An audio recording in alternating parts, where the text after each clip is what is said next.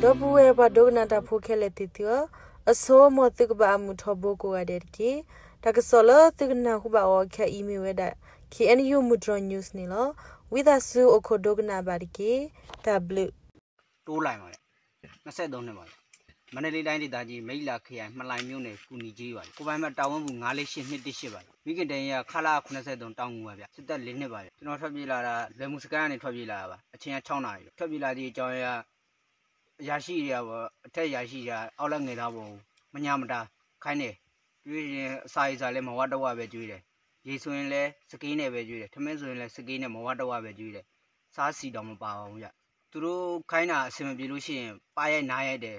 အခက်မသိစောင့်ကန်တယ်ပြီးလို့ရှိရင်လက်သေးရည်နဲ့လည်းထိုးတယ်ပါရိုက်နားရိုက်တယ်ကြလို့ရှိရင်သူတို့အချင်းချင်းအစင်မပြေလဲအောင်းရငယ်သားပေါ်ဆဲတယ်ဆိုတယ်စာရည်စာကြတော့တယောက်မှဆန်တဘူးပဲကျွေးတယ်ဗျတဏီကုံမှဆန်တဘူးဆိုတော့ဘလို့မှမဖြစ်နိုင်ဘူးဗျရေဆိုရင်လည်းတဏီကုံမှရေ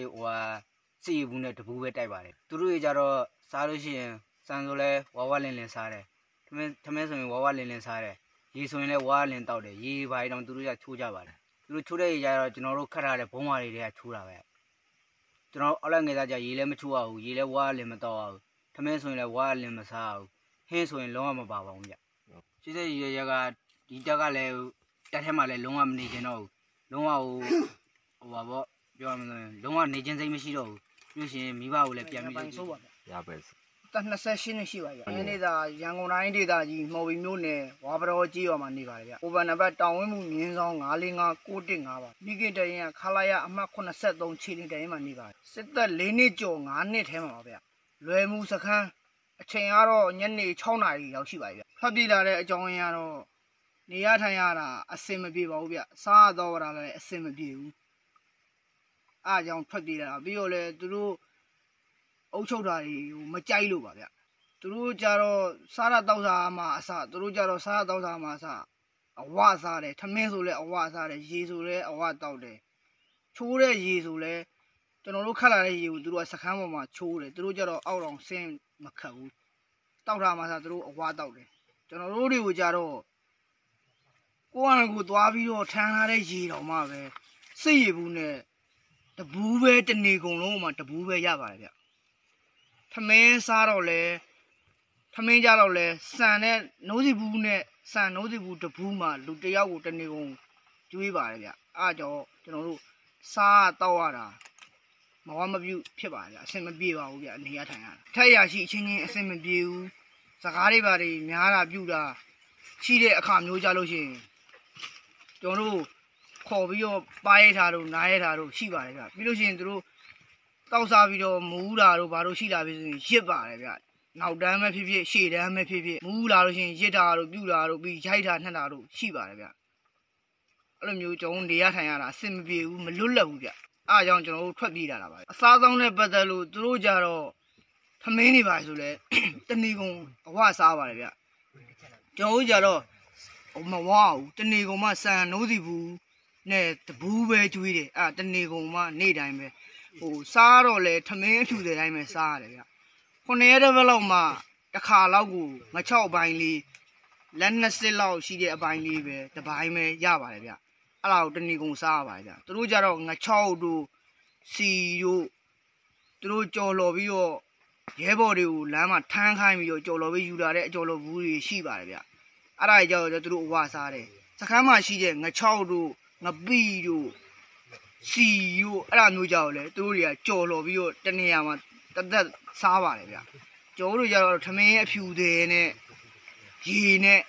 ရေတော့အဝမတော့ရဘူးအဲ့လိုမျိုးစားတော့ရတာရှိပါတယ်အဆင်ပြေအဲ့မှာကျွန်တော်တို့ကသူတို့အဲ့လိုမျိုးလှုပ်တာတွေကိုမကြိုက်ဘူးကျွန်တော်တို့ကျင့်နှံ့မှုမရှိဘူးငတ်ရင်လည်းအတူတူငတ်တိမ်နဲ့အတူတူဒီလိုလည်းမဟုတ်ပါဘူးဗျသူ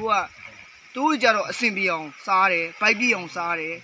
ကျော်တို့ကြတော့ဗိုက်ပြေအောင်မကြွေးဘူးအဲ့လိုမျိုးခွဲခြားမှုတွေရှိတယ်သူတို့အဲ့လိုအုပ်ချုပ်တာတွေကိုမကြိုက်လို့ကျွန်တော်တို့ထွက်ပြေးလာတာပါဗျာကျွန်တော်တို့ထွက်ပြေးလာတဲ့အချိန်မှာဒီရွာတဲကိုရောက်ပြီးတော့ကိုကြီးတို့ကျွန်တော်တို့ခေါ်လာတဲ့အချိန်မှာစားတော့ရတာနဲ့ဟွာဆန်ဆိုလို့ရှိရင်လည်းညစ်ပတ်နာပဲဆန်ဆိုလို့ရှိရင်လည်းကျွန်တော်တို့စခန်းမှာစားတဲ့ဆန်ဆိုလည်းညစ်ပတ်စုပ်ပြက်နာပဲပိုးတွေကထိုးပြီးဆန်ဆိုချက်လို့ရှိလို့ရှိရင်ရေတောင်မှပဲဆန်မဆေးရဘူးဒီတိုင်းပိုးတွေနဲ့ရောပြီးတော့ချက်တဲ့ဆန်ပိုးတွေနဲ့အမိုက်တွေနဲ့ လောပြီးတော့ခြံဆန်ကိုကျွန်တော်တို့မဝတဝစားခဲ့ရပါတယ်ဒီကိုရောက်တော့ကိုကြီးတို့ကျွန်တော်တို့ခေါ်လာတော့ဒီကိုရောက်တော့တွေးတဲ့ဆန်ကဖြူဖွေးပြီးတော့ရေဆိုလဲတက်တန့်လေးဆန်ဆိုလဲဖွေးနေတာပဲအဲ့ဒါကိုကျွန်တော်တို့ကိုကြီးတို့ကကျွန်တော်တို့အဝကျွေးပါတယ်စားတော့ရတာဒီမှာအဆင်ပြေပါတယ်ဗျရှေ့ဆက်ရွယ်ချက်ကတော့ကျွန်တော်အဆင်ပြေတဲ့နေရာမှာနေမယ်အဆင်ပြေတဲ့နေရာမှာရတဲ့အလုပ်ကိုလုပ်မယ်မြန်မာစစ်တပ်နဲ့ဝေးတဲ့နေရာမှာနေမယ်မြန်မာစစ်တပ်ထဲမှာမနေရရင်ပြီးရောကျွန်တော်ဘယ်နေရာရောက်အဆင်ပြေအောင်နေမယ်အဆင်ပြေအောင်အလုပ်လုပ်မယ်မြန်မာစစ်တပ်နဲ့ဝေးရင်ပြီးရောပြီးလို့ရှိရင်ကျွန်တော်ညီကောင်မတို့နဲ့ကျွန်တော်အတူတူပြန်နေချင်ပါတယ်ကျွန်တော်ရှေ့ဆက်ရွယ်ချက်ကတော့အဲ့လောက်ပါတကယ်ချင်းပေါင်းသင်းတွေကိုလည်းအဲ့လိုမျိုးမြန်မာစစ်တပ်ထဲမှာမနေဖို့ကျွန်တော်ကပြောချင်သူတို့တွေလည်းကျွန်တော်စခန်းမှာနေရင်းနဲ့လည်းသူတို့တွေကလည်းမြန်မာစစ်တပ်ထဲမှာနေဖို့မနေချင်ကြတော့တဲ့လူတွေကသုံးပုံလို့ရှိရင်နှစ်ပုံလောက်ကမနေချင်ကြပါဘူးထွက်ပြေးချင်ကြတဲ့လူတွေကများပါတယ်အဲ့လိုမျိုးတွေသူတို့အုပ်ချုပ်တာတွေနိုင်နိုင်စင်းစင်းလှုပ်တာတွေစားတော့ရတာတွေအစင်မပြေတာတွေစားတော့အစင်မပြေတာဘူးဆိုတာလည်းဗျာစားဦးဆိုလည်းအတူတူပေါ့သူတို့တွေကြတော့ခွဲခြားစားတယ်သူတို့တွေကြတော့ဝအောင်ကျွန်တော်တို့တွေကြတော့မဝအောင်ကျွေးတယ်အဲ့လိုမျိုးတွေကိုသူတို့တွေကျွန်တော်တငယ်ချင်းတွေကျွန်တော်တဲ့ကြီးတဲ့ဆရာကြီးတွေလည်းမကြိုက်ပါဘူးမကျင်တဲ့လူတွေကသုံးပုံနှစ်ပုံလောက်ရှိပါတယ်အဲ့ဒီလူတွေကိုကျွန်တော်အဆက်အသွယ်ရတဲ့တနေ့ကြလို့ရှိရင်ဖုံးဆက်ပြီးတော့မနေဖို့ကျွန်တော်အနေနဲ့ပြောချင်ပါကျွန်တော်နာမည်ကြာဟဲအသက်က20နေရလေးစားကရှမ်းပြည်မတ်ဆက်မြို့ရက်ွက်မန်းဆာကိုဘနာကအဝဘူးတောဘူးတင်း6ပုံနေခလာ93တည်းရတက်ကတနည်းလောက်ပဲရှိသေးတယ်ထပ်ပြလာကလွယ်မှုစကားထပ်ပြလာညနေ9နာရီခွဲ6နာရီလောက်မှထပ်ပြလာတဲ့အကြောင်းကတော့အကြောင်းလေမနီချီတော့လို့စားတော့ရတာခဲလို့တော့ရတာစင်ပြီးလို့ထပ်ပြလာသူတို့ကစားဝတော့ဝလို့အောက်ကကောင်လေအနိုင်ကြည့်ပြီးတော့မဟုတ်တာတွေပရိုဂရမ်ရှော့ပြောဆော့လို့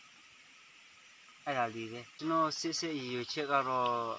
ထပ်ပြလာပြီးတော့သူတို့တခြားအလုပ်လုပ်ရနေလုပ်မယ်လို့တခြားနေရာမှာနေရနေနေမယ်လို့ထွက်